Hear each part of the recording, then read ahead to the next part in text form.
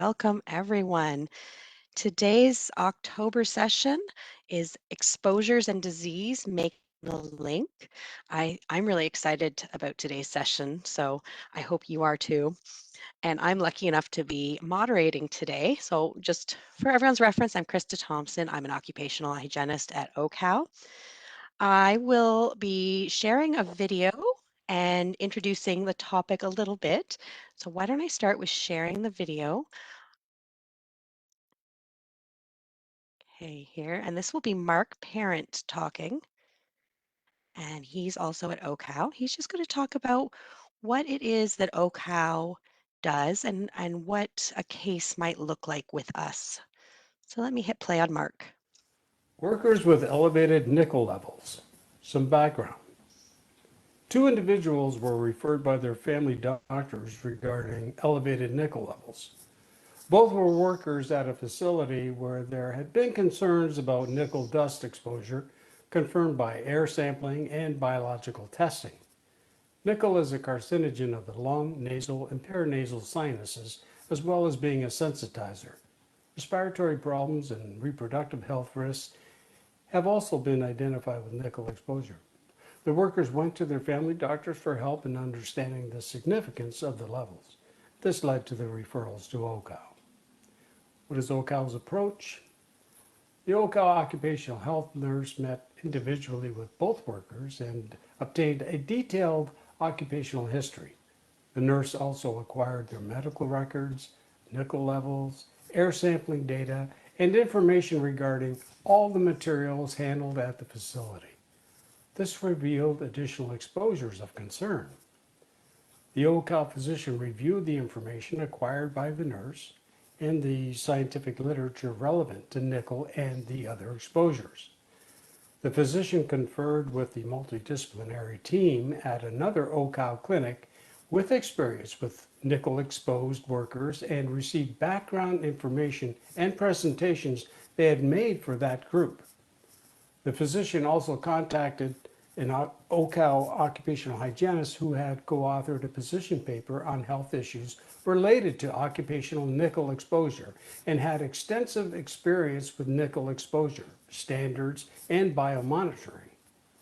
There was a detailed exchange of information between the hygienist and physician to clarify the interpretation of the nickel levels as well as air sampling, manufacturing processes, and hygiene practices at the facility. The additional exposures of concern were also reviewed. With this background, the physician saw each worker to address specifics of their concerns and gain more detail on their job duties, exposures, and the overall manufacturing process. What is the OHCOW impact? The risks to the workers were explained and they were given advice on protecting themselves in the short term. Reports were sent to the referring family doctors providing guidance and the steps OHCOW was taking to address these issues in the short and long term. Following the worker interviews, additional information exchange and discussion occurred between the physician and hygienist. A comprehensive retrospective exposure report was written by the hygienist. This included a detailed discussion of the literature regarding the health effects of nickel and the other substances of concern, summaries of the biological and air monitoring results, exposure evaluation, and the hierarchy of hygiene controls to be considered. The report concluded with recommendations including a walkthrough survey of the plant, evaluation of exposure controls, and guidance regarding personal protective equipment, biomonitoring, and personal exposure monitoring. The union leader for the facility was contacted by the physician and was receptive to the offers of assistance as outlined in the hygiene report. Presently, the union is consulting with union members and the Joint Health and Safety Committee regarding next steps.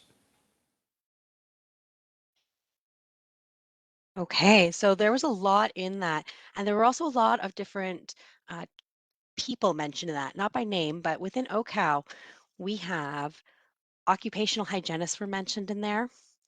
Nurses, our occupational health nurses were mentioned in there, and our occupational physicians were mentioned in there. We also have client service coordinators, occupational health coordinators, we have ergonomists, and we have epidemiologists.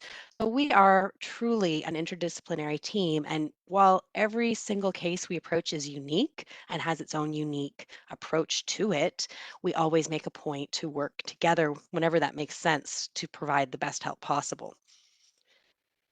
I also wanted to talk about something briefly before we get going with regards to dermal exposure. So that was a classical occupational exposure.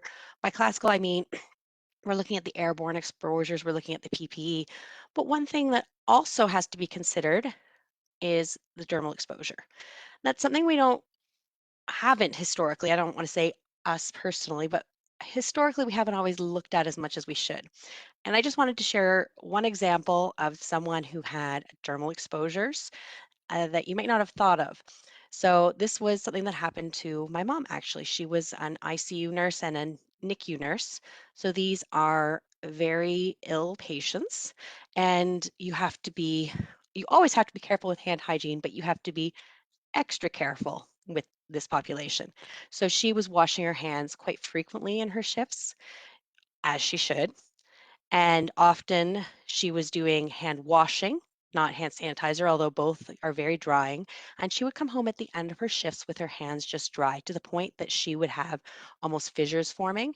And that is a type of occupational dermatitis in of itself. You wouldn't think washing your hands all the time can be an issue, but it can because now her skin is more vulnerable. So we have to consider our skin as part of our overall health. It is, our largest organ for surface area. Surface area or largest? I might be misspeaking there. Lungs might have more surface area. But it is an important organ and it's something we need to talk a lot about. And I do that to sort of segue into our discussions today. We're going to have three speakers today, Masood Ahmed, Derrick Chung, and Sarah Rhodes. I'm going to introduce all three and then turn it over to them. We will take questions after each speaks, and we'll take questions at the end as well. Feel free to enter questions in the chat, and I will make sure that we get your question asked to the correct speaker. Masood Ahmed is, I believe, who is starting first. Yes, I am. Yeah. Excellent. Yeah. He didn't write it down, and so I was going by memory, and that is a dangerous thing. I have to write everything down. Masood is a Canadian registered safety professional and a certified industrial hygienist, so a CRSP and a CIH, working with OHCOW since 2008. He has a master's degree in industrial hygiene from Wayne State University. With OHCOW, he's performed numerous industrial hygiene worksite and compensation related assessments at a true variety of different industrial sectors. Prior to working with OHCOW, he worked with Roche Pharmaceuticals as a manufacturing supervisor for 4 years. Then we'll have Derrick Chung. Prior to coming to OHCOW this year, Derrick was employed with the WSIB since the year 2000. As a senior occupational hygienist with the board, his duties included performing retrospective exposure assessments for occupational disease claims, training and mentoring junior teammates as well. Prior to working for the WSIB, Derrick served as an occupational hygiene officer with WorkSafe BC beginning in 1992. Derrick received his BSc in toxicology and his master's in occupational and environmental health, both from the University of Toronto. In addition, he holds a registered occupational hygienist designation from the CRBOH. And finally, we have Sarah Rhodes. Sarah is an occupational and environmental epidemiologist by training. She is originally from Florida, so it's a little bit chilly up here for Sarah, I think, but completed her PhD in environmental sciences and engineering at the University of North Carolina, where she studied the impacts of industrial animal production on the occurrence of antibiotic-resistant bacteria among animal operation workers, neighboring communities, and the environment. In 2019, Sarah began working for OHCOW. She's now the project director for OHCOW's Rubber Worker Project and PEBRA/Ventra project. Sarah enjoys listening to workers' stories, spending time in nature, and Irish dancing. And I want to thank Masood, Derrick, and Sarah for being here today. And I am so excited to listen to this. So I'll turn it over to you folks. Thank you, Krista. Okay. Thank you, Krista. And I'll share my screen. And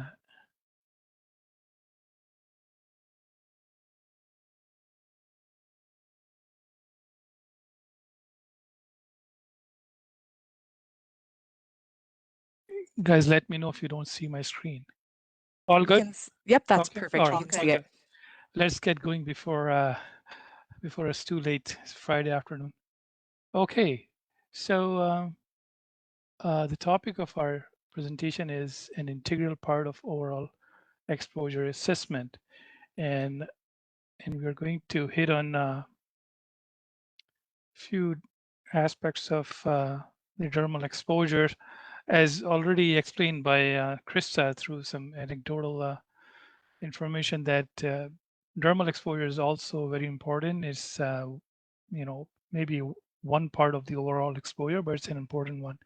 So just in a broad overview of our presentation, I'll start with some stats on skin diseases from different countries, mostly Western countries, just to give you an idea about the scope of this, the problem, the impact of dermal diseases experiencing by workers. Then we'll take a look at how chemicals get absorbed through our skin, and what are some of the adverse health effects from dermal exposure, and how do we actually assess the exposure by doing different kind of samplings. And if we are not able to do sampling, what other ways we can assess the exposure by using mathematical tools. Then at the end, I will say a few words about preventing dermal exposures, and then Derrick will take us in the background of these models, how actually these models work, what are the basic fundamentals on which these models are standing, and how we can use these models to assess an exposure. So Derrick will take us into a in-depth discussion about the deterministic or mathematical exposure assessment tools. And then at the end, Sarah will explain us one of our flagship projects, Rubber Worker project, but she's only going to speak about the dermal exposure, historical dermal exposure experienced by the rubber workers, and how OHCOW is trying to highlight that dermal exposure could have led to different occupational diseases too. I'm sure you guys probably have seen this diagram before, which shows that there are different routes of exposure. Inhalation, historically speaking, inhalation is the one which has got much attention, and much research work has been done only on inhalation exposure. But in reality, the exposure routes are multiple. It's not like a worker, if a worker is working with an organic solvent, a worker will only get exposed to inhalation. It's inhalation is skin exposure.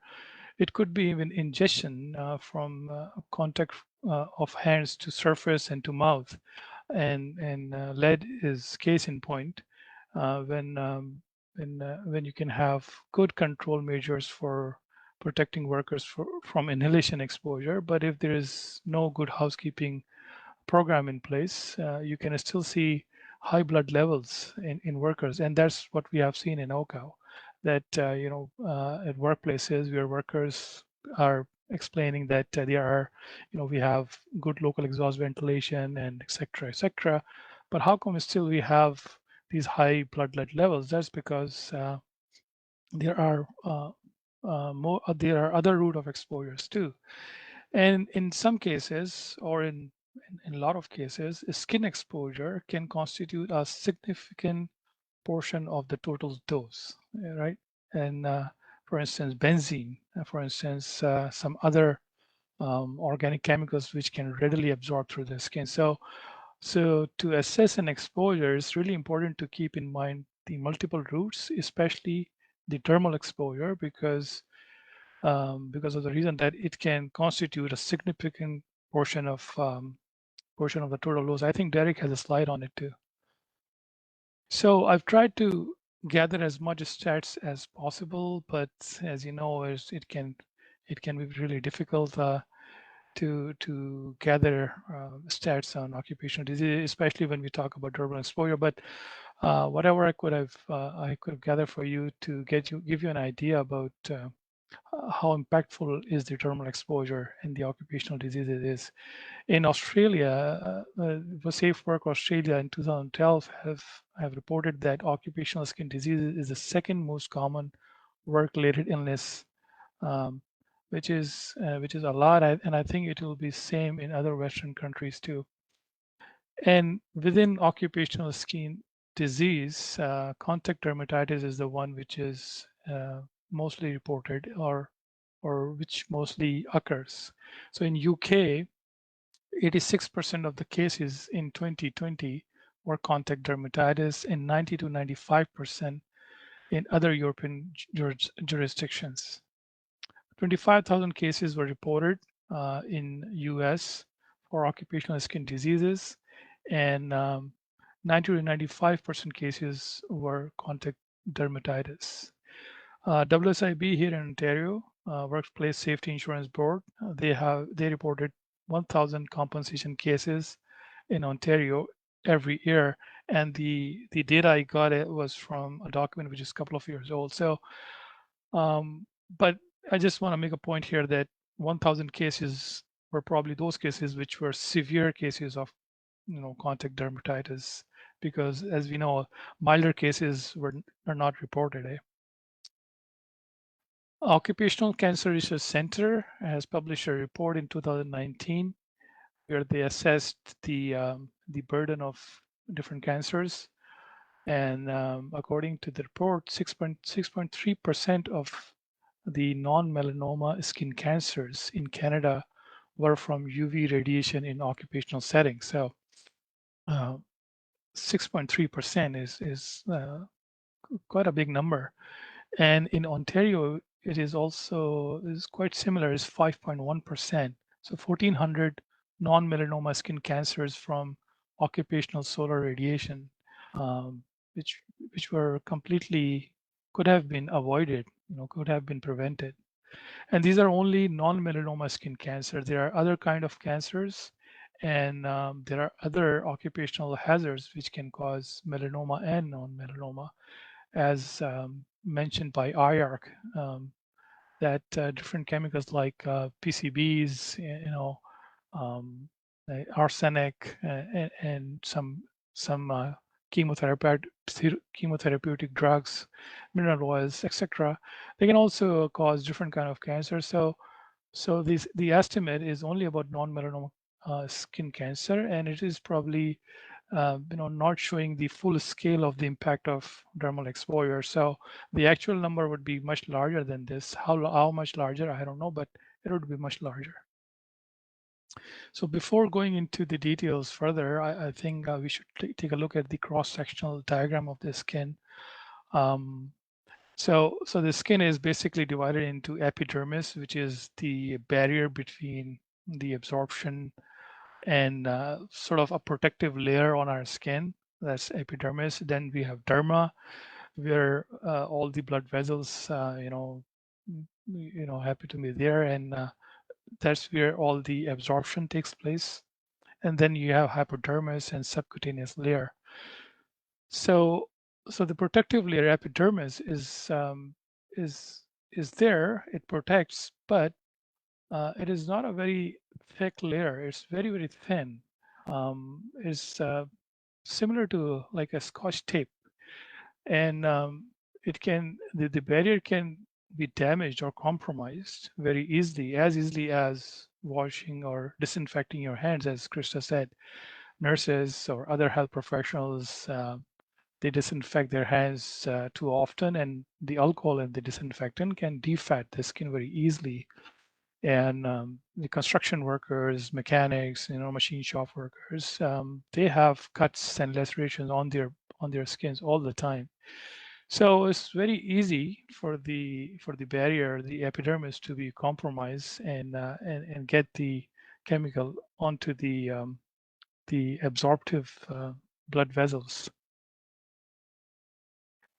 So there are two factors which can help us in predicting or assessing the risk without even going into the details of, how much is there and how much, how much is being absorbed in the body by doing sampling or other other methodologies. So if you know that the skin integrity is compromised, if there are cuts on the skin, or if there are cracks on the skin, the absorption can increase tremendously. And in scientific studies, it's been mentioned that it can increase as much as tenfold. So that is quite a bit. Um, the place of absorption of chemicals on the skin. So different areas of our skin has different thickness and different water content and different absorptions, like the palm skin versus the back of the hand versus the forearms.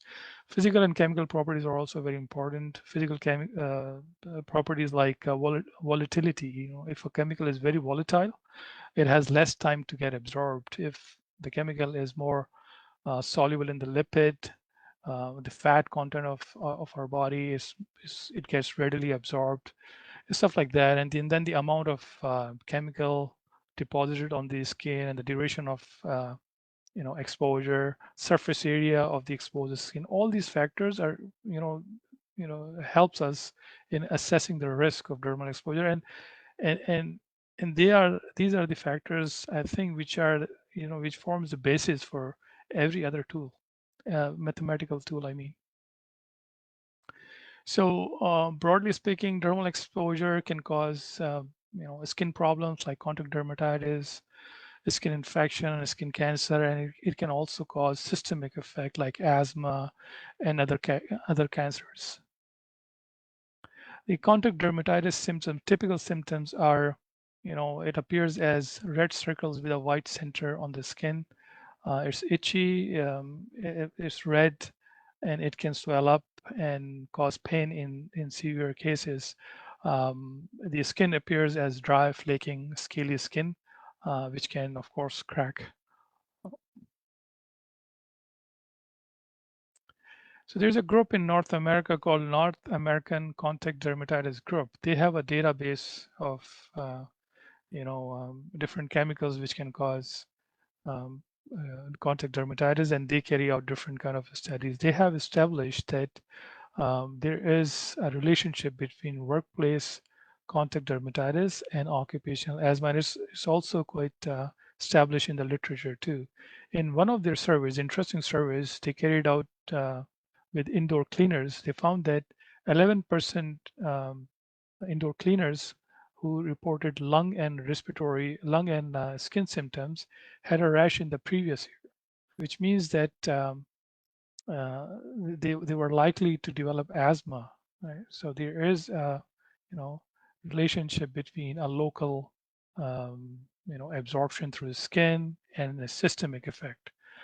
I thought it's a critical point I should mention. So some other effects, like I already mentioned, isocyanate exposure through skin can cause asthma, but practically speaking, most of the time, isocyanates are absorbed both through inhalation and skin. It can cause cancer at different size, depending on what chemical being absorbed through the skin. Like benzene can cause leukemia, TCE, trichloroethylene can cause kidney cancer, and any other chemical which can absorb through the skin can cause cancer or other adverse health effects at the respective site. Endocrine disruptors have also been shown to absorb through the skin and cause reproductive and developmental abnormalities. Sensitization is both ways.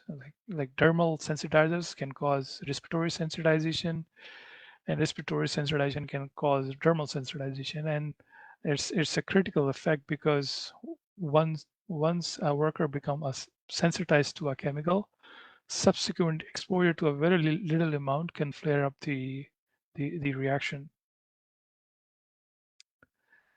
This is a list of different chemicals or allergens which has been associated with different job tasks and activities.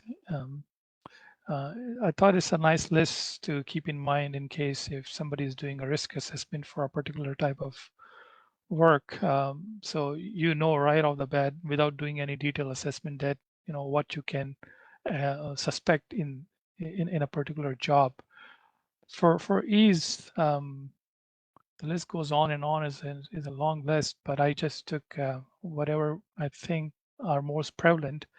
Like what Naish has mentioned is they have on their website they have said healthcare workers, cosmetology workers, farming and agriculture, and manufacturing workers. They are the four top industries where workers are mostly exposed to, you know, uh, uh, dermal hazards. So how do we assess dermal exposure? There are different techniques, different analytical methods to assess the absorbed dose. Unlike inhalation exposure, these standards are not very well established. There are different standards, different analytical methods, different sampling methods for different chemicals. There is no one book of sampling methods where you can go and find a sampling method for any chemical you want. So it's a bit haphazard at this moment. So one can do hand rinse, where you just rinse the hand with a solvent and collect the solvent and send it to a lab for further analysis. But the downside of doing hand rinse is if the chemical is volatile, it will not stay for a longer period of time. So by the time one do a rinse, the chemical would have been evaporated, or a larger portion of it would have been gone. The skin patch test is also a good one. You can put a skin patch under garments, on the back, on the chest, on the hands, or legs, wherever you want to collect a sample. This picture is from a pesticide sprayer, which are known to get exposed all over the body. Right?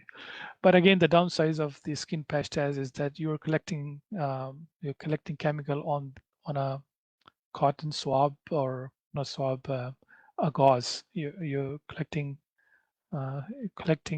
chemicals on a sampling media, not on the skin. So it tells you that what amount of chemical is deposited on the sampling media, but not really on the skin. And the skin, depending on the skin condition and the bioavailability of the chemical, the absorbed dose could be very different from what you're collecting on the media. Wipe test is also another one, but the standards tells you to collect the sample from a defined area, like 10 by 10 centimeters. But if you have an irregular surface, then it becomes very tricky to collect a sample. And the downside again is if the chemical is very volatile, by the time you take a sample, half of it would probably be gone.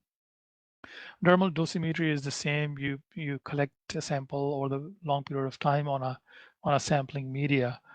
Biological monitoring gives you a good idea about the absorbed dose, but it's not absorbed dose only from dermal exposure. It will be from inhalation and ingestion. But at the end of the day, biological monitoring is the best measure for an absorbed dose. Surface sampling is another good way of trying to assess the exposure, because most often we are coming in contact with other surfaces where different chemicals are deposited, and from the hand to mouth contact, or it can directly absorb through the hand, or come in contact with the mouth, and it can be absorbed. It will be absorbed through the ingestion. So how do we interpret the results? So let's say after all the difficulties, even if you collect a sample, after jumping through the hoops of what analytical method you have to use, what collecting method you have to use, if you can bear the cost of how do you interpret the results? There are no so unlike inhalation exposure, which has exposure limits for different chemicals, we don't have exposure limits for dermal exposure. So how do you interpret the results then? So to make it a little simpler, easier, there are different methods we can use to sort of compare the absorbed dose or the chemical estimated on the skin through different references. So one can get data from toxicological studies about, from the dose response curves, that what dose would be toxic, for what health endpoint. But we are now talking about people who have expertise in this field, who have knowledge about toxicology and a lot of experience in doing this kind of stuff. They can collect that kind of data and compare their results with toxicological data. That's one way of going it, but it's you need higher level of expertise. The other way is that you can turn these systemic exposure limits, inhalation exposure limits, into dermal exposure limits, right? And the equation I have put here by ACGIH, right? So that equation can be used to turn a TLV, which is designed to prevent a systemic effect from inhalation. It can be turned into a surface limit, right? You can use the TLV, time weighted 8-hour average, multiplied by 10 cubic meter, which is normally a volume of air breathed by a worker, and then divided by surface area, whatever surface area is exposed. In this example, 100 square centimeter is the surface area of one palm, one hand. And alpha is the bioavailability. If you know it, you can put it as a percentage. Otherwise, just put 100% to be safe. As I say, 100% means 100% of chemical. You're assuming that it'll be absorbed. Another way of turning systemic TLV, time weighted average, is just to multiply it by 10 cubic meter and then compare it with the the absorbed dose or the dermal estimation you have. This has been used in a research paper used to develop a tool I will describe later on. Okay, so in most of the cases, the sampling is the afterthought, right? It's unlike inhalation. You have a case of inhalation exposure, you jump to sampling. But in case of dermal exposure, it's a little different. Usually what professionals do is they try to first assess if the chemical has a skin mutation or if it can get absorbed through the skin or not, right? Once you assess or determine that yes, a chemical has a skin mutation and it can get absorbed through the skin and it can cause local or systemic effect, then you start implementing the controls.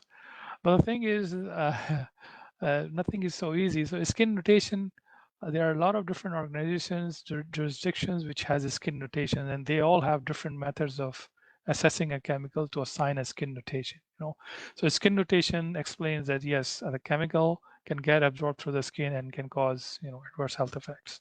So I have listed a few here, few different organizations like EPA, FDA, OSHA, ACGIH, NIOSH, and they all have different methods. NIOSH has recently updated their method of assessment for skin mutation, and they have further created a subgroup for the notation. So they don't not only tell that if a chemical can get absorbed, they also tell the local effect. For instance, if a chemical can cause irritant effect or sensitivity, or if it can cause corrosivity. So it has some more information, and I think NIOSH notation has an edge on other organizations.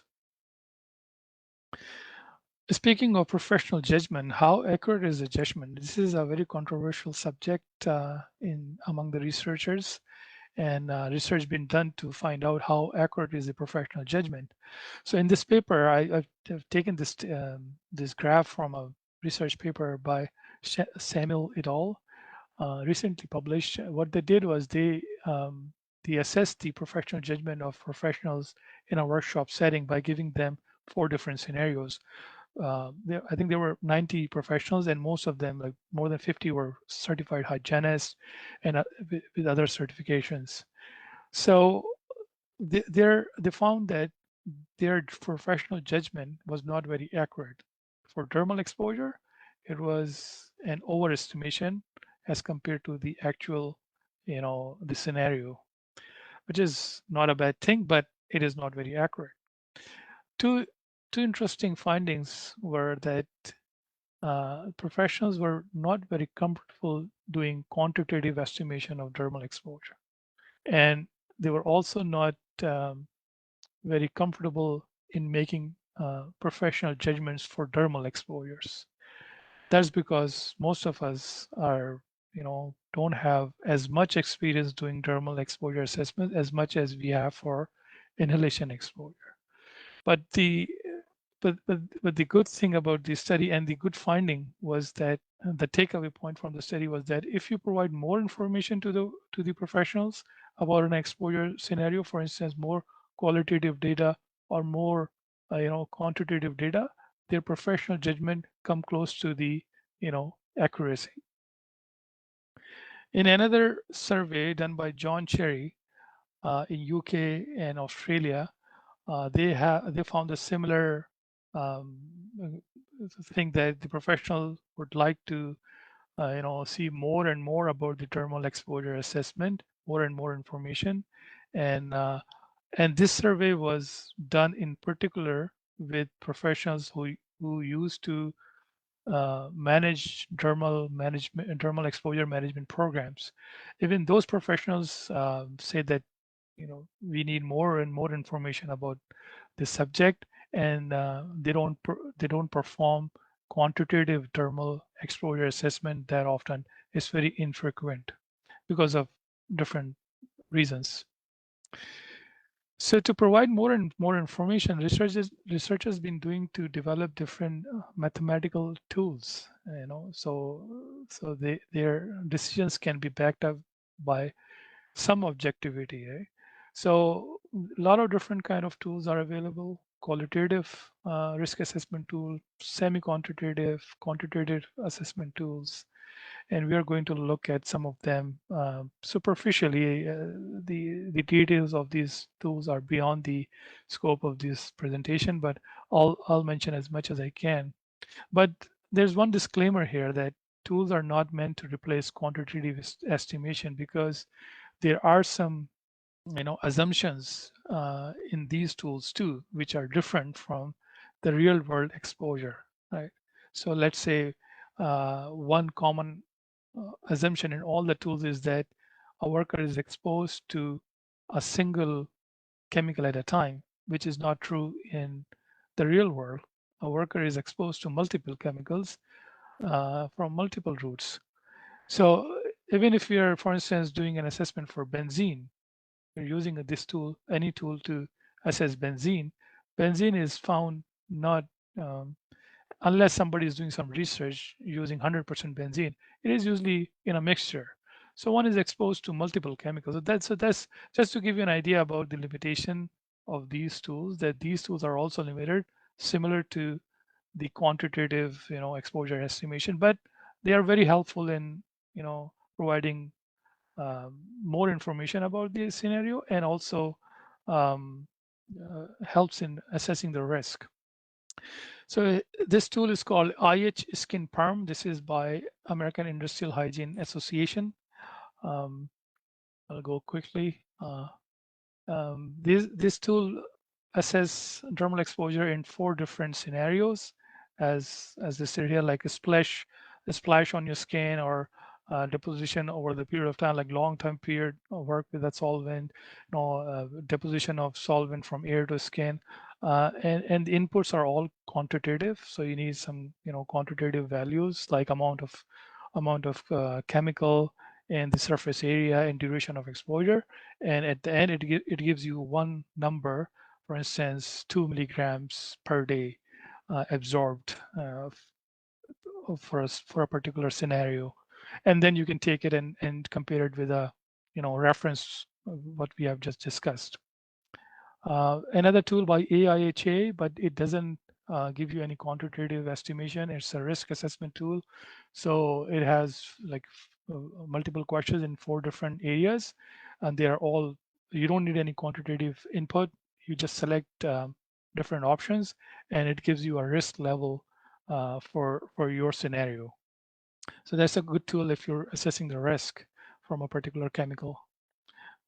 One thing about IHS Skin Perm is that they have their own database of chemicals. So you can select or you can add your chemical if you have a good written SDS with good chemical properties, because you would need chemical properties to do the math. This tool is from, I have written it down. This is from European Center for Ecotoxicology and Toxicology of Chemicals. So there are different versions for workers, consumers, and integrated tool. For workers, it's an Excel-based tool, so you have to download the Excel spreadsheet, and you need information like volatility of the chemical and the duration of exposure, and it gives you, not only it gives you the dermal absorbed dose, but it also gives you the inhalation dose. So it is, a little different than the previous tools, and it also factors in if one is using a glove or local exhaust ventilation and whatnot. So this is also a good tool, from Europe. This is from University of Montreal. Um, you don't need much input in this. They have a database of 1,500 chemicals. You select your chemical. They have a database of hazard assessments too in the background. So you select your chemical, they pick up the hazard assessment, you select the duration of exposure and the body part exposed, and it gives you the probability of exceeding the reference value, right? And the reference value is um, the inhalation exposure limit, but converted to skin surface limit using the similar method I've explained before. So it's already done. So you just enter, you select a chemical, you select the duration of exposure, and it gives you the probability of exceeding the exposure from the reference value. Risk of derm, it calculates the rate of deposition on your skin by different work activities. So you select your chemical, select the activity, if it's filling, wiping, spraying, immersion, and it gives you the rate of chemical deposition on the skin. And if you know the duration, you can calculate the dose. This tool is going to be used by Derrick for his case study. He's going to go in much details about what different elements are there for this tool and whatnot. So it's a quite an interesting tool, one of the pioneer tools for dermal exposure assessment tools from agriculture and farming industry, one of the pioneer tools. So stay tuned for this. So when we talk about prevention, you have to keep in mind the toxicology of the chemical. If it's very hazardous, is very toxic, if it can cause cancer effects or other effects like sensitization, any critical effect, you should start from looking at if you can eliminate it altogether, or substitute the chemical with a less toxic chemical, but make sure that the less toxic chemical doesn't have the other toxicological effect, which is which could be more hazardous than the previous one. Engineering controls to contain the chemical, try to minimize the contact as much as possible in case of intense toxic chemicals. Administrative controls like providing education and awareness to workers it plays a very important role, because unless and until workers buy into the program, unless and until they understand the importance of it, they're not going to use the controls as they're designed to be used, and in that case, you won't be able to achieve the desired, the goals of using a control. So depending on the toxicity, starting from elimination, and last but not least, PPE, And in case of skin exposures, that's practically speaking, that's the first thing people do, use a glove. So keeping that in mind, I thought to put few bullets here to keep in mind when using gloves, that they're only effective when they are properly selected for a particular chemical.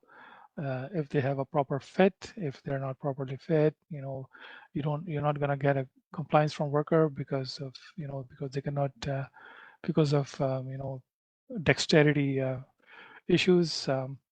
The gloves should be physically intact all the time. Cracks, or if it's ruptured, they can enhance the exposure. Actually, they can hold the chemical inside the glove. Breakthrough time is a critical concept. After you reach the breakthrough time, the chemical just pass through the barrier, the glove. So if you're using it for longer than the breakthrough time, is of no use. And the care should be taken according to the manufacturer's recommendations. So that's all for me now. I think it's time to take a 5-minute stretch break. Okay, hi everyone. Thanks for coming back. In the interest of time, we'll start. So once again, my name is Derrick Chung, one of your co-presenters, and to pick up where Masood left off, he laid a great foundation describing exposures in general, and then dermal exposures, ways of looking at dermal exposures qualitatively and quantitatively, such as with white testing and so on. And what we're going to do in the next number of slides is go into a little more deeply into one aspect of what Masood was talking about, which is modeling. And in no means are we going to get into the maths behind it, because you can't do that in a half an hour session, at least this piece of it anyways. It would take days. But what I hope to do is just give you an idea of modeling in general, and also to use one tool in particular. And Masood mentioned that it was DREAM. And I'll use that as an example of how the model was constructed and how we can use it. So let's get going. So in terms of agenda, I'll just bring these up very quickly. We'll talk a little bit about dermal modeling overview, again, high level, but just to kind of frame the issue altogether. And then we'll dive right into DREAM. We'll deconstruct it, meaning we'll pull it apart and see how the individual components of the model work. And then I'll use a specific case study, and it's a farming study, just to walk you through the model itself with a live example. And we won't go through the example. I've already done it, but I'll show you just how the model can be used. And then quick summary at the end, okay? So as Masood mentioned, there are a number of ways agents can enter the body: inhalation, ingestion, and skin. And obviously, the main one that we all know and have studied in detail is inhalation. And there are many ways of categorizing inhalation, but typically when you have done your assessment, you can compare it to, let's say, an exposure limit. And the same thing for ingestion. Once you have a dose, you can look at some tox data. Skin, yeah, it's a little bit more complicated in terms of there isn't that clear reference material that's available as extensively as with ingestion and inhalation. And the second thing that Masood mentioned is this idea of the skin notation. And the skin notation is present for many of the exposure limits to identify that, yes, in fact, this agent has another route other than inhalation. We should be mindful of skin. But keep in mind, those skin notations are only available for agents that have an airborne exposure limit. What about all the agents that don't have an airborne exposure limit? There's no skin notation that's specific to them. So there is a big limitation there. And then, again, as mentioned earlier, there is an inconsistency in terms of between different jurisdictions, how skin notation is recorded and enforced. So in terms of importance of dermal contribution to overall exposure, this slide, the presentation is about derm, right? So that's why we're kind of highlighting it in a big way. And I threw up this slide, and it was taken from a presentation that was done by John Cherry some time ago. I don't know exactly the date, but I lifted it off one of his presentations. And what it shows is that he summarized a number of studies, and just to show the dermal contribution based on agent. And what struck me was you have agents such as PAHs, and the contribution via skin is amazing. Here you have a 90%. In other cases, for example, Masood mentioned benzene, you have 50% of the overall exposure could be from skin. So not trivial amounts of exposures coming via skin. So be mindful, right? It is important. So in terms of modeling, again, high level, why do we do this? Why do we use models in general? And basically we use it when you don't have a choice. There is no clear way of measuring the agent, or it's not practical, meaning that you're, for example, farming, which we'll talk about a little bit later as a case study. You're in the field.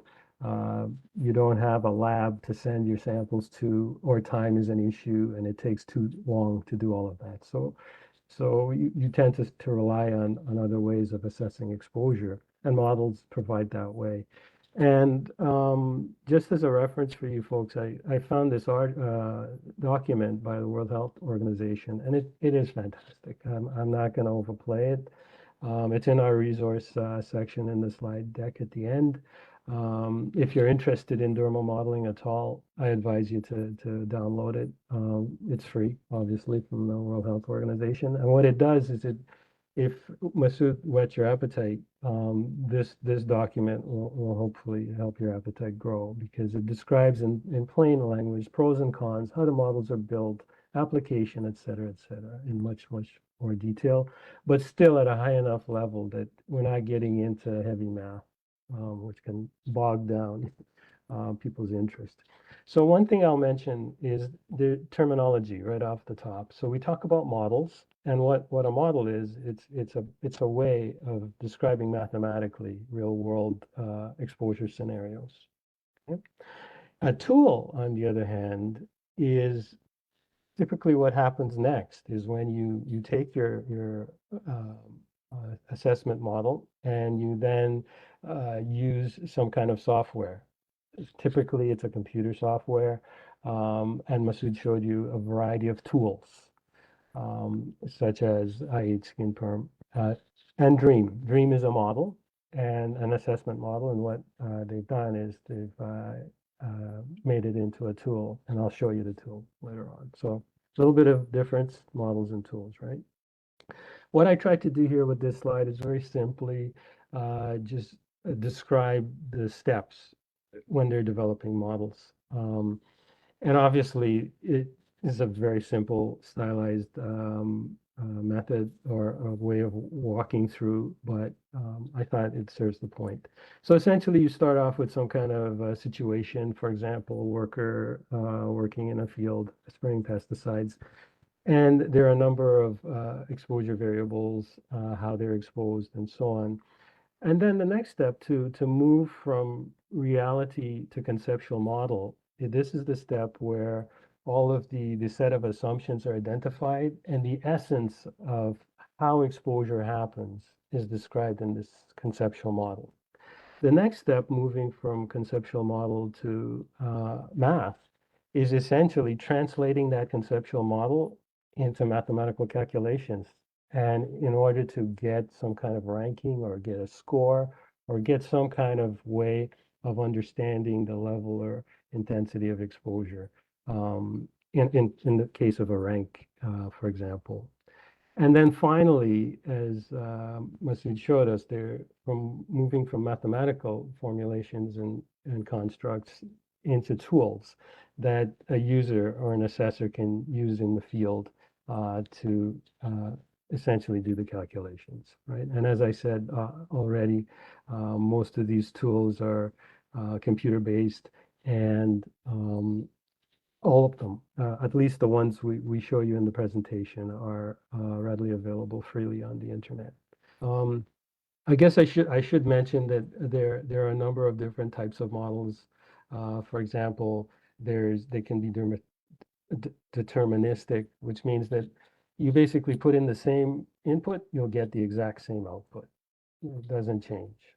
And then there are others that are probabilistic, which means that, and you saw one of them already, Uppercut from the Montreal team, and it's based on a distribution, probability distribution. So based on your input, exposure is categorized in terms of a distribution rather than a single deterministic output. Okay.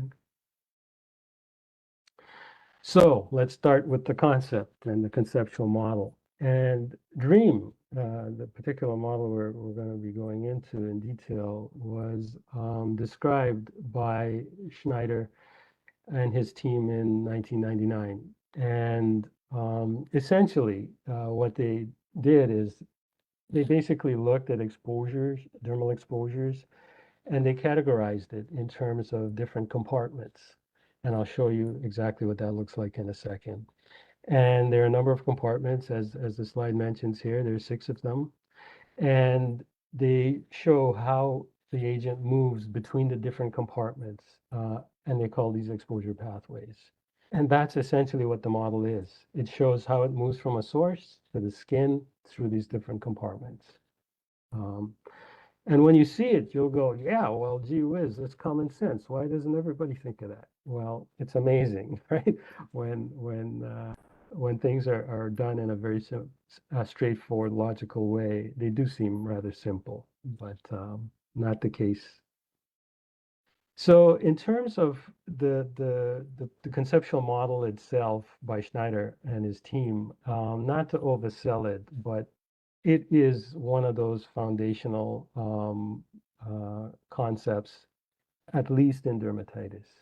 And Masood mentioned a number of models. What I did here, I apologize for the size of the text, but the point I was trying to raise here is that this model by Schneider has, the conceptual model has been used by quite a few other very popular dermal assessment models currently being used, such as, and Masood mentioned some of these, such as DERM, DREAM, we're going to talk about EASE, Risk of Derm, and Staff and Manager. So just to give you an idea that this is a pretty amazing document. I highly recommend it if you're interested in dermal exposures. Pick this document up and read it. It's that important. And one of the things I should mention also is that the conceptual model by Schneider, and this is a picture of it, so I'm kind of talking ahead of myself, was the team that helped build that model. They're all heavyweights when it comes to exposure assessment in hygiene. Hans Kromhout, John Cherry, Roel Vermeulen. These guys by themselves are legends when it comes to exposure assessment and hygiene, put together into a team to help build the concepts described by Schneider. Amazing. Here's what it looks like. And again, first glance, you're going to look at this picture and you're going to go, wow, there's a lot happening here. And you're right, there is a lot happening. But what I'm going to try and do in the next slide is break it down a little bit for you, so it makes a little bit more sense. And not that it wouldn't. If you stare at it long enough, it does make sense. But in the interest of time, we'll shorten that staring period. So what I did here in this slide is I took the same picture from the paper by Schneider, and I just simplified it. And essentially what it does is it describes the 6 different compartments. So you have the source, You have the surfaces, such as work surfaces. You have air, outer clothing layer, inner clothing layer, and the skin. So these are the 6 different compartments. And then what we're going to do now is spend a teeny bit of time, and I'm going to walk you through the different pathways. And I know it's going to seem like a little bit long time to spend on one slide. This slide is that important.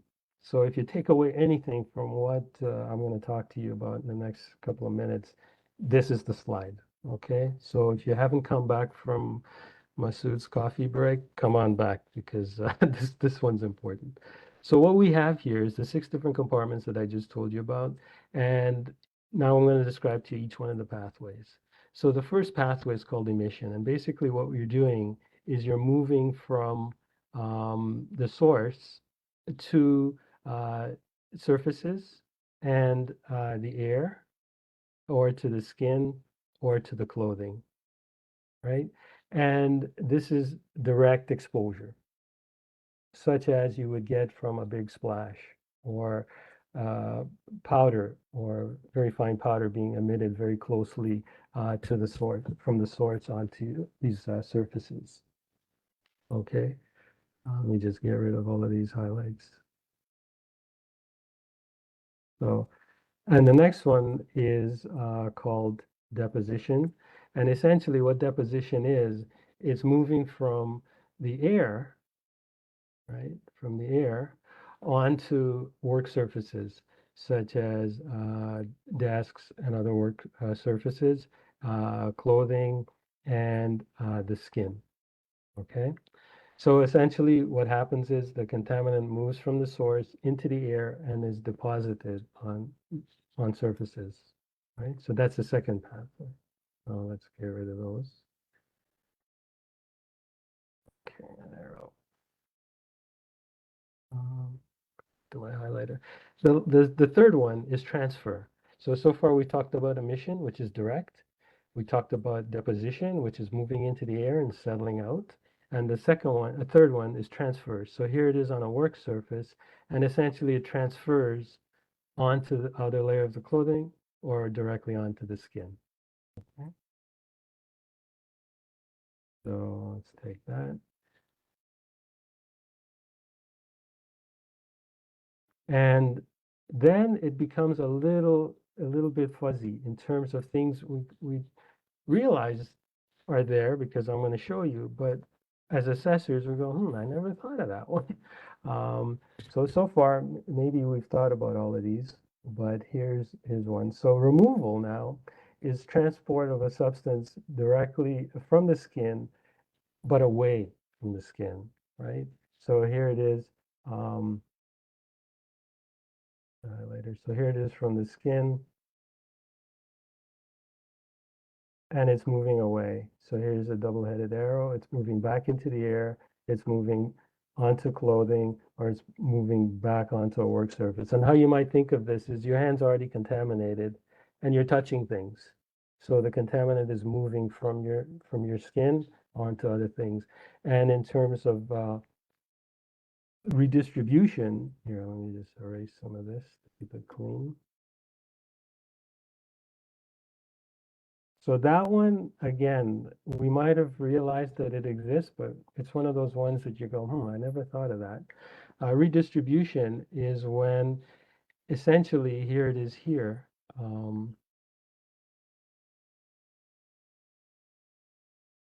So it's these arrows here,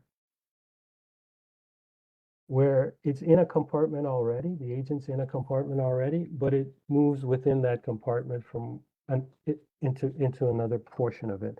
For example, if you had an agent that's in the air, it moves into another portion of the room because of air currents.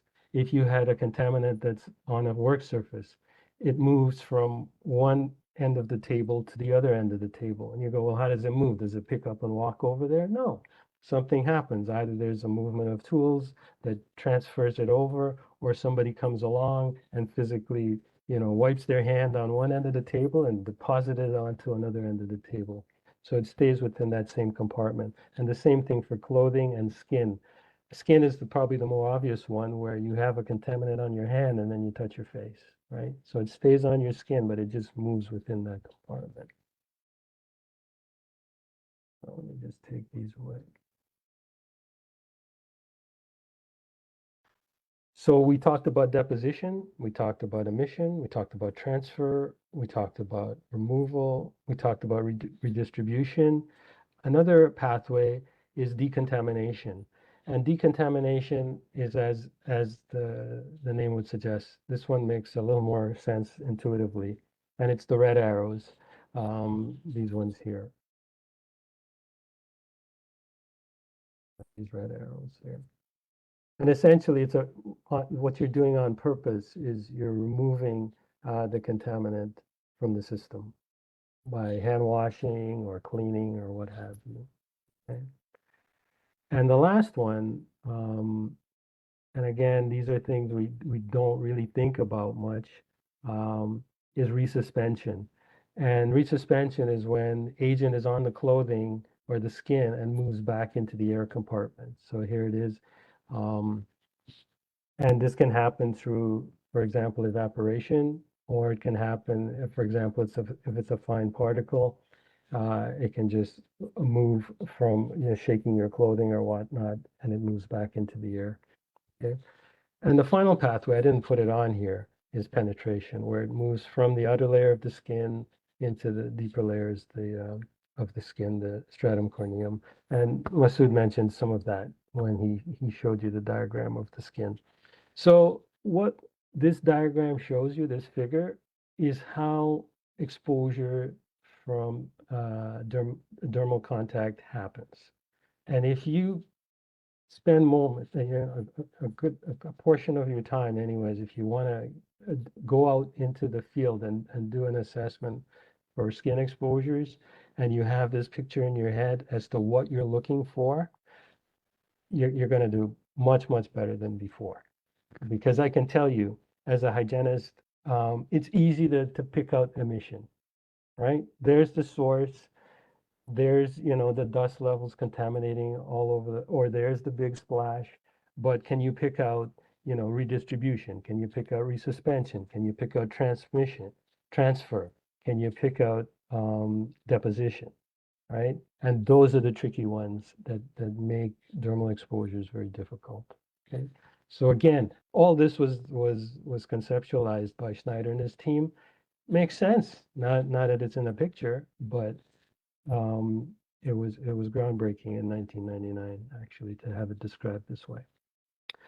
So when I gave you that simple flow diagram, we talked about reality and then coming up with conceptual models, and the next one is adding some data and some math to it. Well, one of the steps there is adding actual real world observations to the concept. And in this paper here by Vermeulen, one of the Schneider team members, what they did is that they took the conceptual model by Schneider and they applied it to the rubber industry. And they wanted to see, well, how does it perform when we compare the model and the mechanisms and the processes described in it against real world sampling. So they did air sampling, near field, far field, and wipe sampling. Again, many of the same techniques that Masood mentioned earlier. And the results, again, it's not shocking when you see it in print, but you go, nobody else has done it this way. Hand contamination was the highest, and hand contamination strongly correlated with exposures to the rest of the body. Okay? And coincidentally, the issue of dermal exposures and as it relates to the rubber industry will be described a little bit more in detail by Sarah, so stay tuned. So now we get to the meat. Okay, we talked about the reality, we talked about concepts by Schneider, we talked about, bringing it into the light of the rubber industry by looking at to see if the concept makes sense. But now moving from concept to math, this is what Van Wendel de Jute and her team did by coming up with this model called DREAM. And it's an acronym. And there it is on the slide. It's a dermal exposure assessment method. And it was presented in 2003. And again, If you're interested in DREAM, pull up this paper. Fantastically written, very systematic in plain language. You can follow the model. And in fact, you can follow it so well, you could probably make the tool, put it into an Excel spreadsheet yourself. It's that well written and that easy to understand. And essentially what the team did in the paper is that they looked and they built this structured semi-quantitative tool. And it is not designed to give penetration. It will not give you so many milligrams went through the skin. It'll give you a ranking of exposure, and that can help the assessor prioritize in the field. So as the slide shows, the model's uses, it's good for initial assessments. It's good for ranking different tasks and jobs, and it can form the basis for control options. Right. So let's go. So again, the paper describes it in detail. I am not going to go through the whole paper. You can read it for yourself. It's an easy read. What I am going to do is talk about it from a high level, and we'll kind of get through it as quickly as I can without hopefully missing any of the big stuff. So essentially, it follows where Schneider left off. It looks at three different pathways: emission, deposition, and transfer. And emission, terminology-wise, they use immersion as well to describe it. Same thing, just different words, okay? And what the model does is the math behind it, not very complicated math. It's not a probabilistic method, it's deterministic. So in a sense, what we have is very simple math. You have dermal exposure is calculated by frequency, and frequency here is described as the number of exposure events. Okay, intensity is described in terms of area of skin exposed, and you don't have to come up with that area of skin exposed. You just have to identify a part of the body. For example, the hand, the torso, leg, front, back. Click, and the model will already have an average or a typical square centimeter for that body part. And then it looks also, it considers something called intrinsic emission. And what intrinsic emission means is that it involves characteristics of the agent or the substance. So such as the active ingredient, physical properties, is it, dusty, vapor pressure, things like that, all of which can be readily accessed either through the internet or through the safety data sheet. Okay, so far, nothing out of the ordinary in terms of information that you might need. And obviously, all of these factors, as they're pulled together, will be brought downwards through clothing and protection. So for example, if the clothing is permeable, such as woven fabric, your exposures are not going to be affected. If it's impermeable, your exposures will come down accordingly. So that's how the model takes into account clothing factors. Okay, and what it does is it does this same calculation for all three different pathways: emission, deposition, and transfer. At the same time, it does it for 9 different body parts. And you'll say to yourself, holy cripes, 9 body parts, 3. I'll be using this model for days before I come out with a dermal exposure ranking. No, all of it is done at the same time. Okay, so you don't have to keep doing it over and over again. And I'll show you just now. So what I've done in the preceding slides is just giving you a high level what DREAM looks like. Now let's take it apart piece by piece. And we're not going to take it apart into microscopic pieces, but big pieces. We're going to talk just very quickly about those 3 main pathways of exposure: emission, deposition, and transfer. Okay. So what I did with this slide is that this all started off with Schneider. Remember that picture I showed you? And then I simplified it. And now I'm simplifying the same picture even more, stripping away all the arrows and just looking at the one source pathway, which is emission. And what you see here from this slide is that there's the source in blue, and you have direct exposure onto the skin, onto clothing, and then onto the skin. Okay. And you'll say to yourself, yeah, but doesn't it go through the air to get? Yes, it does. Technically, it does. But the model considers that transit time very short, right? So you're very close to the source, so it's direct exposure. Okay. So what I did next is I said, okay, what does it look like to have you remember what emission is? It's a splash. It's essentially a big splash with large particles. In this case, the model describes 100 microns. So anything greater than 100 microns will settle out very much near the source, and they don't have much transit time or time in air. Um, Also, you can have direct immersion of your hands into liquid or into powder. So it's direct. Okay. The next pathway is what we talked about was deposition, and this one shows you what happens here is you have a source, and then it goes into the air, and it lingers in the air, and then from the air, it can move and contaminate work surfaces. It can contaminate clothing, and it can contaminate skin. So what happens, again, the word deposition implies what's happening here. It goes into the air and it deposits onto surfaces, right? This one, unlike emission, this is sneaky because what happens is that sometimes, depending on the size of the particle, it can move quite a bit, quite a distance away from the source. So much so that you're wondering, how could somebody who doesn't handle any chemicals or work in the vicinity of a process be exposed dermally and get sensitized by a skin exposure? This might be a way because particles are so small that they travel quite a distance. Okay. And the picture here is made of the mist for Niagara Falls fans out there. You guys may have ridden this boat. But it's a picture that hopefully will stick in your mind because it's very fine particles. And again, we're looking at particles less than 100 microns. And the smaller, the further from the source they're going to travel. And when they travel that far, they're going to settle out eventually onto work surfaces, such as tools, equipment, tables, chairs, doorknobs, um, clothing, and exposed skin. Okay. The last one, right? Emission, deposition, and the last one, transfer. Transfer, again, it's intuitive, as the name suggests. It's moving from a work surface, and how it got to the work surface from deposition, right? It travels from the air and it settled onto a work surface.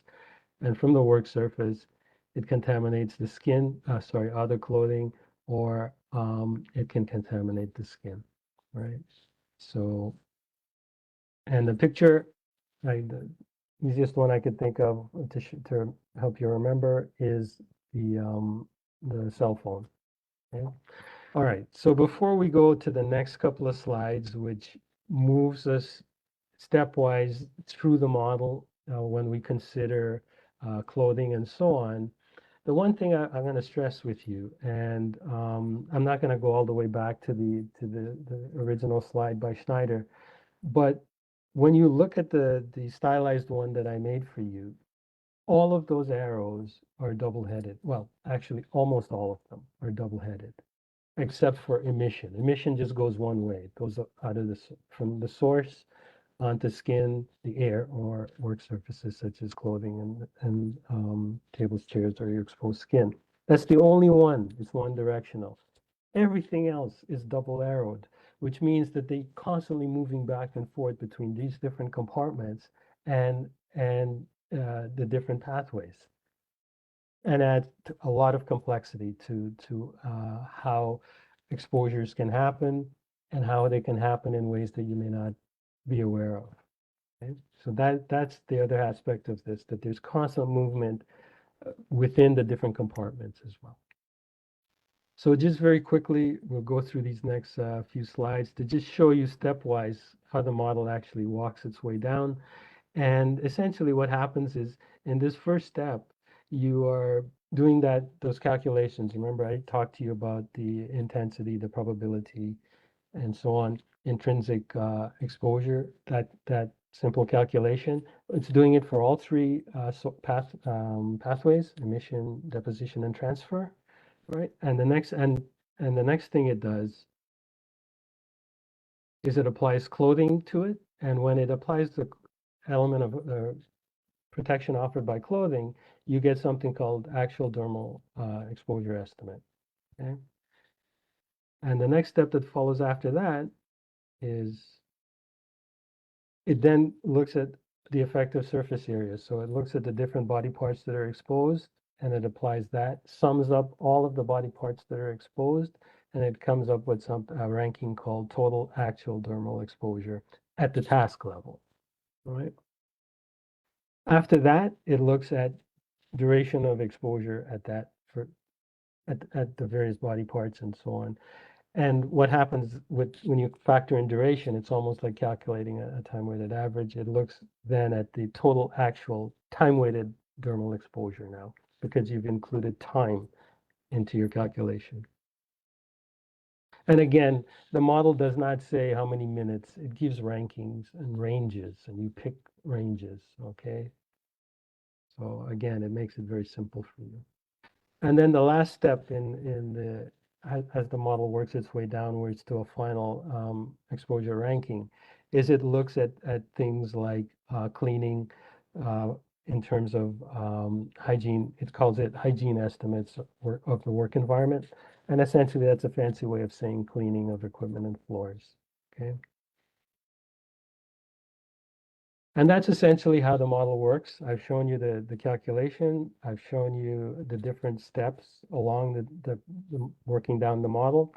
And in terms of validation, it has been validated, which is I wouldn't say it is kind of rare actually for a model like this to be validated in the peer-reviewed literature. So that's another reason that makes DREAM a bit of a special oddity when it comes to a tool, a conceptual model working its way down to a tool. I mean, so there was a number of studies. The first one, it was an accuracy study, and the next one was a reliability study, both of which are in the slide deck if you want to read them. But essentially, they say that DREAM is very good when the contrast between the exposure scenarios are big. But when the contrast of the exposures are very subtle, DREAM doesn't work so well. Okay? Again, no rocket science there. Secondly, in terms of reliability, what it did is it compared the actual exposure output for different assessors. And it looked at 29 assessors doing side-by-side assessments using DREAM. And the correlation was pretty good. It was 0.68 to 0.87, which means that what DREAM does is it removes the subjectivity of the assessor. And bear in mind, these assessors, most of them were occupational hygienists too. So to Masood's point, yes, professional judgment is a bit tricky, and to get hygienists and assessors to agree is tricky, but modeling such as this can help remove some of that subjectivity away. Okay. So in summary, with DREAM, it looks at 33 different variables, not a lightweight when it comes to filling out a questionnaire, I must say. The components of the model are, it looks at the agent, it looks at the pathways, and we talked about these things already, the various pathways, emission, deposition, transfer. It looks at the effect of clothing, and it looks at job task department levels, such as things like cleaning and decontamination. And the final thing I'd mention about DREAM is that the scaling is done in a log normal fashion. So it'll give you rankings to choose from 0, 1, 3, 10. Why log normal? As most of the hygienists in the audience will know, exposure typically follows a log normal distribution. So that's DREAM, broke it down for you piece by piece. And now what I'm going to do is give you an example of the tool. Finally, the last step in model development. And I picked farming. There was a paper that was available to me by Fabian in 2015. And what Fabian wanted to do was look and see in developing countries what models are available for farming. And the example here is that, and I'll just put it out there as a bit of trivia. So they looked at small potato farming in Colombia. Pesticide use, 32 kilograms per hectare of active ingredient pesticide. And by comparison, I went to Stats Canada, and we use typically about less than 6 kilogram per hectare of active ingredient. So they use a lot of pesticides. And what Fabian did is that he said, okay, what's available to assess in developing countries like this, where there's gross exposure happening? So they looked at 5 models. They had data available in the literature for the study area and how the exposures were happening, and also quantitative information. So it helped them assess 5 models, and one of them was DREAM. So what I did is I extracted the input variables for the DREAM model that was presented in Fabian, and I just used it for our example here. And the tool itself, you can get the tool from this publication, and it's just a link. It takes you to an Excel spreadsheet. And what the Excel spreadsheet does is the interface is not too bad. So essentially what you're doing is you're filling out a questionnaire in this kind of format, and you just select the option based on radial buttons. And at the end, boom, it gives you an output. And the output looks like this, which was very underwhelming for me because I'm like, the interface of input was pretty cool, but this is just like an Excel spreadsheet, and it is. You get what you pay for, I guess, but it does work. It does work. I have to say that. So what I did here is I highlighted the output. And in the interest of time, I'm running a bit short right now. I'm just going to take it to the meat. So what I did is I said to myself, do we really need a mathematical model to assess this? And this is potato farming in Colombia or any other third world country or developing country, I mean. You know, you have people who are not well protected, backpack sprayers, very close to the source. They don't spray by helicopter. They don't spray by, remote drones. It's hand, right? And they're exposed. Why do I need a model? Okay, I'm going to show you. So what I did is I ran through the model, the Excel spreadsheet, and this table I made for you shows the power of DREAM. So here you see, this was the original score I got when I put in the input variables as is. And what I did next is I changed some of the inputs. I changed clothing. I said, rather than changing out clothing once a week, let's change it out once a day. And what happened is the exposure score dropped 45%. 45%, just that one thing, okay? Then I looked at the glove type from permeable to impermeable. Again, a big reduction, 22%. What was shocking is this one here.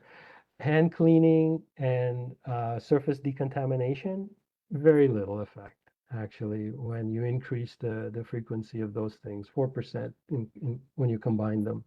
And the biggest one, it shouldn't be a big shock, is if you reduce the contact with the agent, it's profound impact on the overall exposure levels. And how could you do this? Again, Masood mentioned some of it during your hierarchy of controls, procedures, look at how things are done. Exposures doesn't happen just by spraying, mixing, transfer, etc. of active agent into the pesticide that they use to spray. So you can look and see how that's done, and you can systematically work through a control to reduce exposures. So in closing, if you remember nothing else, there's a couple of pathways, right? Emission directly from the source, and then there's these other two, which are indirect. Deposition, it goes into the air, settles out. Transfer, once it's settled out, you touch it, right? And the DREAM summary, advantages, it's transparent, yes. It's validated, yes. Helps prioritize, yes. But it does have some deficiencies, even though it's such a great model. There are a lot of variables, a lot of body parts to consider. You can walk through it very quickly. You know, it doesn't take days and days. Literally, it takes maybe an hour or two if you have all of the data available to you. But here's the thing. Sometimes the categories or the input variables are not 100% representative of your situation. And this was shown by this paper I pulled up for you guys, Gorman Nang in 2022. And what they looked at, applying DREAM to dermal exposure during spill cleanup. And they didn't consider things like sea spray, wind direction, low viscosity, things like that when you're dealing with cleaning up an oil spill. Dream didn't do very well, so they had to modify it. And who modifies it? Yeah, some professional making a judgment. Right? So be careful. And to echo Masood's point, yes, models, be careful. No substitutes for real life measurements. What Masood didn't mention in his though is where accessible, right? And more often than not in developing countries and in the field, you don't have the luxury to do dermal sampling. Models can be very useful. And in the words of George Box, many of you may not know who George Box is, but you will have heard the saying that all models are wrong, but some of them are useful. He was a statistician. In 1976, he came up with this famous quote. And his point, and I'll leave you with this, was that we should focus more on whether something can be applied to everyday life in a useful manner rather than debating endlessly if the answer is correct in all cases. Okay? And with that, I'll close and give you a 2-second break, and we will have Sarah next. Thank you.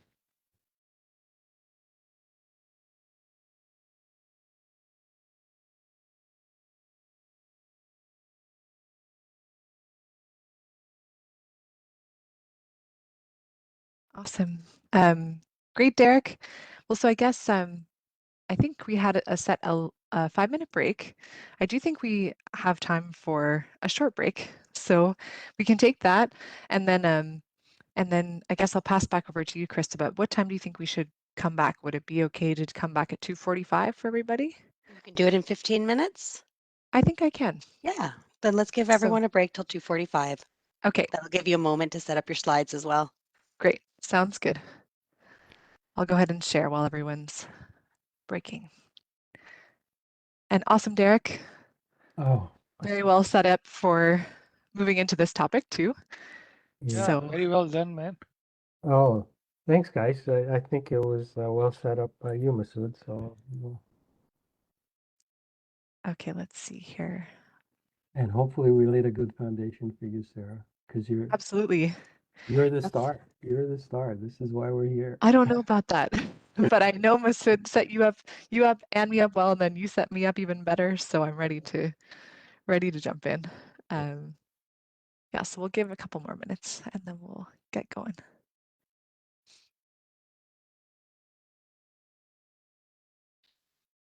The document you mentioned, WHO, as you were speaking, I was trying to download it. Mhm.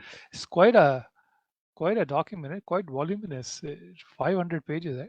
Yes, but the models you mentioned, Masood, are in there, and it describes like that section on the models is like some of the rest of it, it's above and beyond, I guess, if you want to read that. But the description of the models, I Yeah, thought it was pretty good actually. yeah, I It's almost like the Bible, man. It's like, yeah. Definitely. Those big documents, they start to turn into that.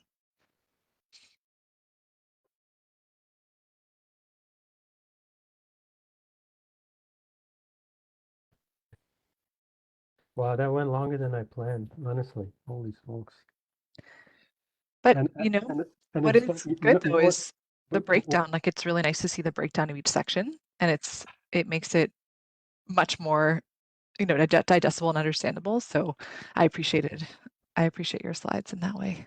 And to Masood's point, I made all these notes and I didn't read any of them. I'm like, what was the point of that?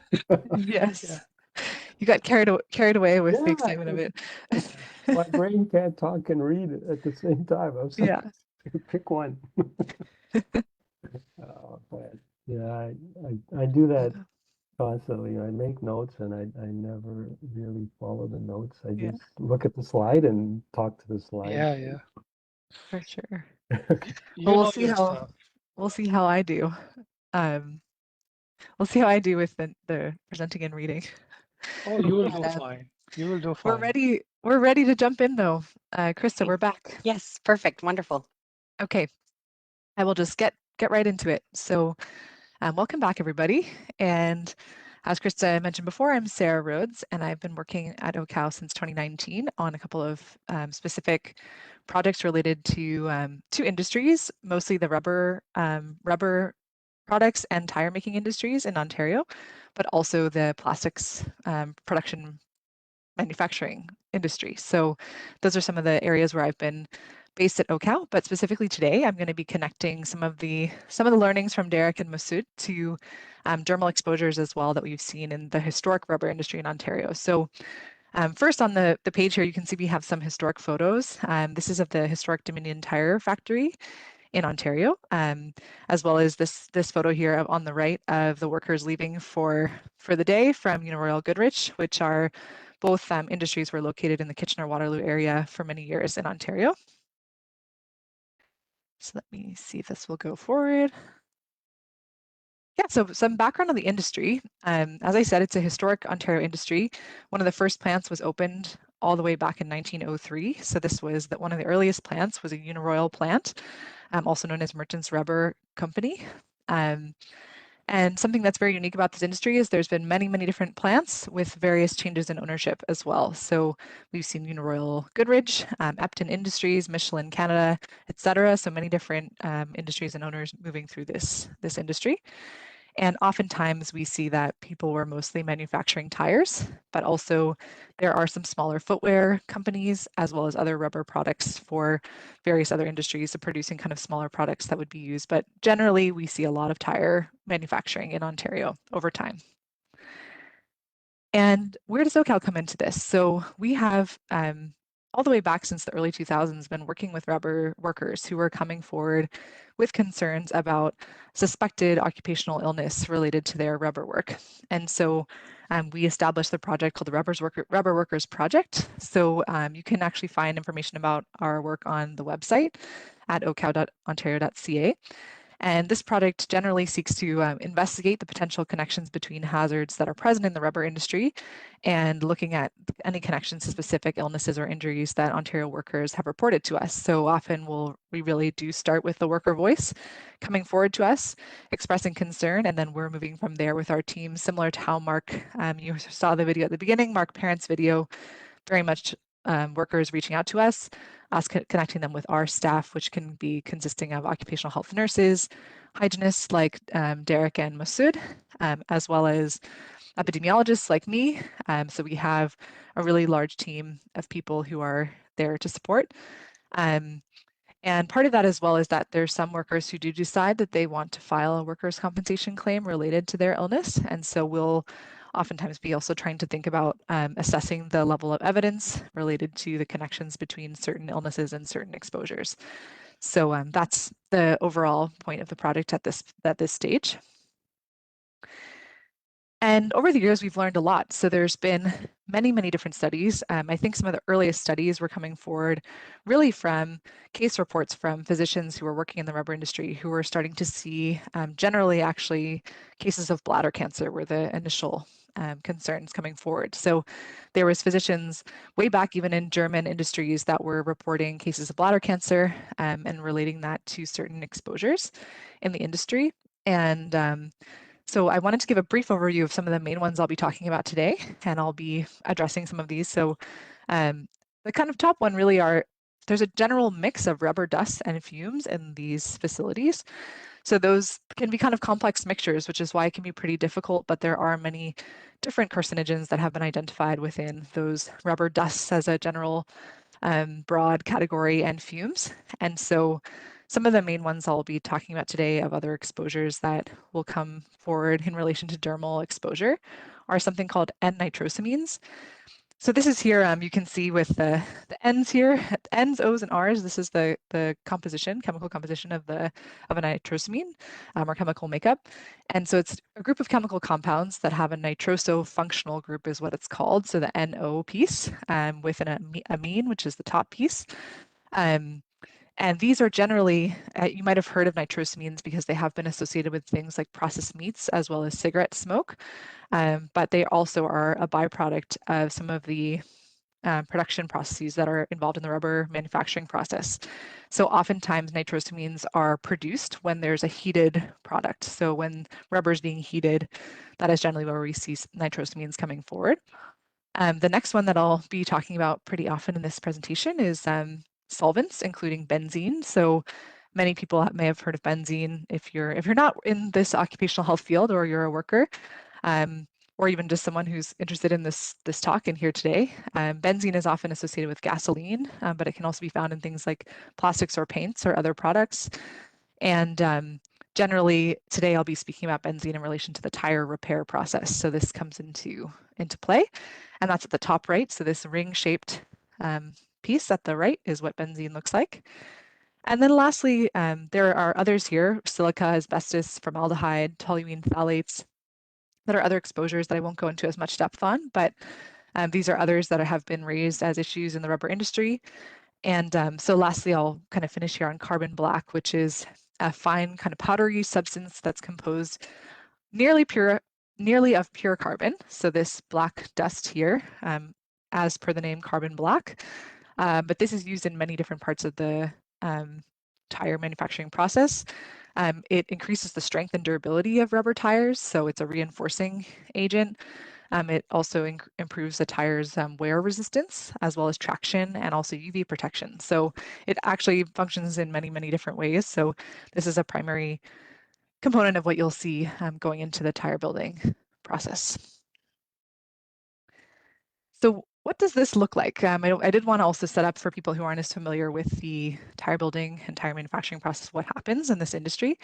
So generally we start with some raw materials, and I will end up simplifying this process for the sake of time, but we have raw materials going into an initial preparation space, which will lead to mixing. So there's these big machines called Banbury mixers that will often be the first area where there's some exposures experienced by workers. In the mixing area, there's often a lot of dust, so the rubber dusts come into play. This is where the natural and synthetic rubbers, other things like fillers, are weighed and then mixed in this Banbury in order to make the preparation stock that will then end up becoming tires. So yes, as I said, rubber dust is a bigger concern here. So the carbon black will be something of concern here. These silicates I mentioned on the last slide, but also things like heavy metal oxides in the mixing area. There's another process that's kind of close after this one that's not directly shown or mentioned on the slide, that's called milling. So in that, the various batches coming out of the Banbury mixer are milled into long sheets. And they're actually dipped in talc and then dried and stored. And this milling process is kind of where we first see a heated process introduced, where there can be fumes that workers are exposed to as well. And so from there, we move into this component where you start to see, okay, the rubber is starting to become formed more into these kind of what you like, I guess, bands, as you would call them, so and fabric cords. So this is where we have the calendering and extruding process is what it's called. So the rubber goes through what they call a tuber, and it's extruded as tread rubber, as tube rubber, flaps, other different pieces. They're split, they're cemented, they have holes punched through so they can have valves inserted into them. And some of the exposures coming into this area can be that there's things like talc or other exposures, things like formaldehyde can come into play here for the extrusion process. Oops, sorry, let's go back. For the extrusion process and for the calendering, so the rubber from the mill, the milling process I was talking about, being pulled out into sheets. It's spliced, cut further, but this part is also, there can be reaction products from heated stock. So more potential for heating and fume exposure down here. And then lastly, up here, I'll be talking and really focusing on this section up at the top for the example today is tire building. So once we have all these components made and we're actually building the tire, this is an area where we can have some additional exposures, as well as when the tire is kind of cured and pressed. And so this kind of makes it come into its purest form. And then you can see that moves all the way into a finished tire. So this tire building process, what ends up actually happening is that There's an inspection of the uncured tires. So they try to look at, are there any defects? Do we need to actually repair or change anything for the tire to keep moving forward into the curing molds? So these, you can see this curing process is where they're molded into their shape. So it's a very intensively heated process, the curing and vulcanization process. So in this process as well, there's in the tire building, people will be exposed sometimes to benzene, because there often is an area where the solvents, including benzene, the workers would be spraying this onto a tire piece that wanted to be removed if it was put in the wrong place. So it would be a part of the tire repair process. So getting benzene on the skin. And similarly, in the tire curing process, there would be this very intense heat and pressure process that would, as a byproduct, produce nitrosamines, which is what I mentioned at the beginning. So nitrosamines being able to be breathed in, also potential for dermal exposure as people are touching the tires. We also have other things like phthalates and PAHs coming out from these reaction products and fumes. So many different exposures in this industry is the main takeaway, with also multiple different exposure routes, connecting back to what we've been talking about today. So what does this look like as far as the multiple exposure routes?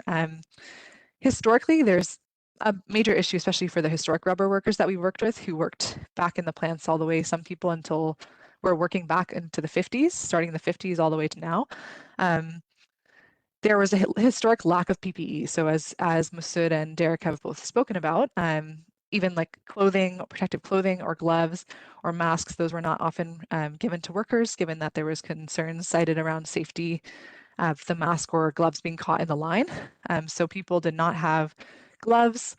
Often these historic plants also had a very open concept plant floor plan concept.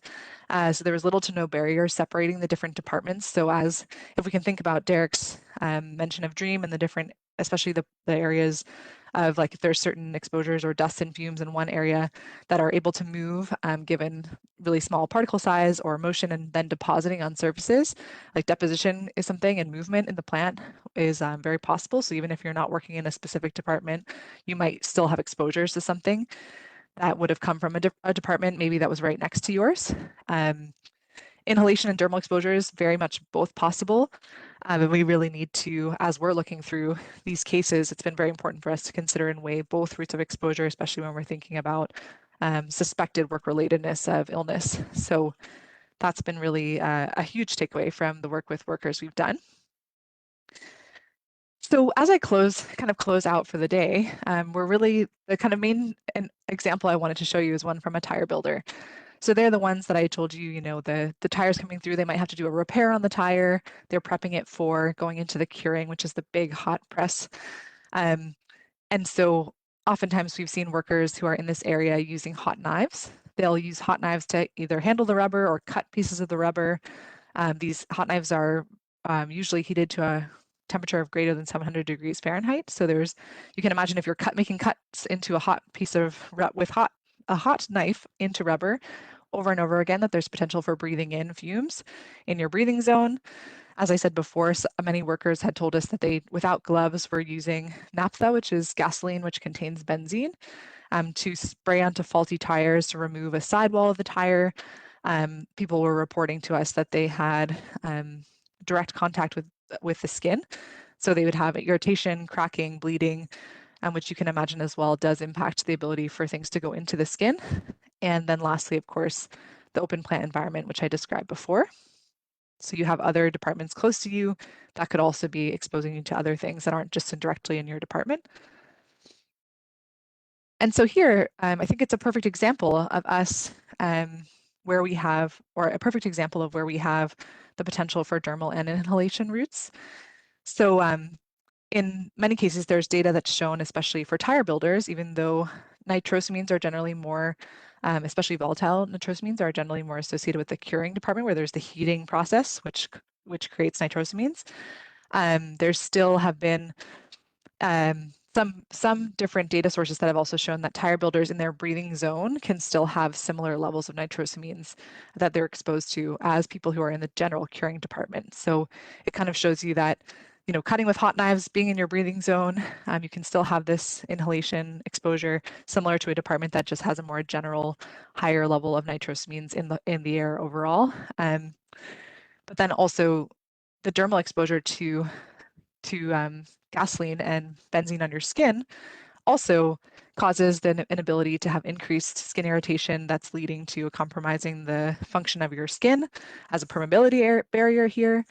And that also allows for this section here where nitrosamines and solvents like benzene can actually absorb through the skin even more readily when you have cracked skin. So this is very much connecting back to the fact that dermal exposure paired with inhalation exposure are both very important when we're considering the overall exposure picture for these workers. And so this is my last slide. I know we just hit 3 o'clock, so I'll try to go quickly. But really the main point, I think I kind of just want to wrap us back up to what we spoke about with Masood and with Derrick, is that in these industries, especially in this historic rubber industry, we have to be considering dermal exposure. And it's oftentimes, we've seen in some cases where we're looking at work relatedness of illness has been overlooked in historic rubber industry cases. And so it's very important for us to really look at what workers' exposures were, if they did have areas where they were having, cracking hands, didn't have protective clothing, that kind of thing. And so this really does kind of make the case as well for when we're looking at also workers' compensation for supportive workers and prevention, that we're addressing the impacts of multiple exposures. And in this case, in the rubber industry, you can see that there's such an intensive mix of many different carcinogens at play, as well as multiple exposure pathways. So it's not only that we have multiple exposures, but we have to also consider they're coming from inhalation, they're coming from dermal. And this is actually part of, there was an effort through the workers' compensation system to try to have a panel of scientists come together who can help better help in addressing these workers' compensation claims. They're called the Scientific Advisory Panel through the WSIB, but one of their big issues is trying to address how do we handle multiple exposures. And I want to add to that here today, and also multiple exposure pathways. So that's definitely a call to action for many of us working in the field to how do we address this, use some of the tools like DREAM moving forward, like other tools that were mentioned by Masood as well. And especially when we know that hand contamination is also very highly correlated with whole body contamination, as Derrick had mentioned. So, so with that, there's one really big example too here that I'll close with, which is that if we look at the paired impacts of inhalation and dermal exposure, one really interesting example in the rubber industry is that there have been linkages through groups like the International Agency for Research on Cancer between diseases like leukemia and benzene exposure. And so if we're thinking about assessing, if there was a worker, say they came to our clinic and they were trying to determine, whether they have a case for leukemia that could be connected to their benzene exposure.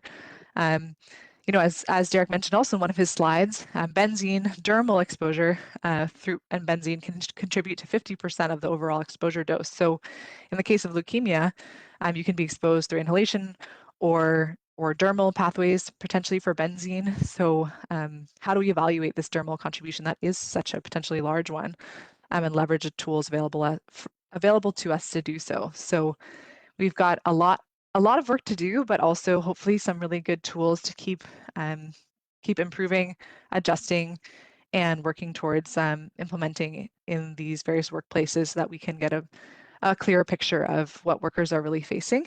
And so with that, I will close and pause and pass back over to our hosts. But thank you so much, everyone, for being here. It's been really exciting to see dermal exposure having at the forefront of this presentation and of these slides. And so I know I can speak for myself, but also hopefully, obviously, Masood and Derrick, thank you for listening, and we're open to any questions that you might have. So. Okay, thank you, Sarah, Masood, and Derrick. I don't have any questions in the chat. If anyone does have a question, they're welcome to put it in the chat right now or unmute themselves and ask. While you're doing that, I'll just add that next week is our final October session on Friday, November the 24th. Kevin Hedges will be hosting. The theme will be reducing exposures in mining, and he has a great lineup of 6 different presenters, closing with Janice Martel, who is going to be speaking about collaborating to reduce exposures. So are there any questions before we close out for today? Okay, not seeing any. The email addresses for Masood, Derrick, and Sarah are all on the screen, so you're welcome to reach out if you do have a question and ran out of time. Thank you again, you three, for presenting. That was great. That was so much information packed into 2 hours. I really appreciate your time. So thank you so much. Absolutely. And thank you, Krista, and Yep. Jen as well in the background helping us keep the session running. And thanks everyone for coming today. Yes, thank you all for coming. Have a great rest of your day. Thank you all. Bye.